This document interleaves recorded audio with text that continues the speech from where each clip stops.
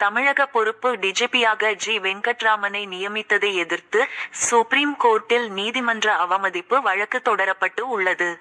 தமிழக போலீஸ் சட்டம் ஒழுங்கு டிஜிபியாக சங்கர் ஜிவால் நேற்று ஓய்வு பெற்றார். இவரது ஓய்வுக்கு பின் டிஜிபி அலுவலகத்தில் நிர்வாக பிரிவு டிஜிபியாக பணியாற்றிய வெங்கட்ராமனை பொறுப்பு டிஜிபியாக தமிழக அரசு நியமித்தது. இந்நிலையில் இதனை எதிர்த்து பீப்பிள்ஸ் வாட்ச் அமைப்பின் ஹென்றி திபேன் சுப்ரீம் கோர்ட்டில் நீதிமன்ற அவமதிப்பு வழக்கு தொடர்ந்துள்ளார். அவரது மனுவில் கூறியுள்ளதாவது: டிஜிபி நியமனத்தில் உரிய நடைமுறைகள் பின்பற்றப்படவில்லை. டிஜிபி பதவிக்காலம் நிறைவு பெறுவதற்கு 3 மாதங்களுக்கு முன்பு யுபிஎஸ்சிக்கு அரசு டிஜிபி பதவிக்கு தகுதியானவர்களின் பரிந்துரை பட்டியலை அனுப்பியிருக்க வேண்டும். ஆனால் தமிழக அரசு பட்டியல் அனுப்பாதது உச்சநீதிமன்ற தீர்ப்புக்கு எதிரானது.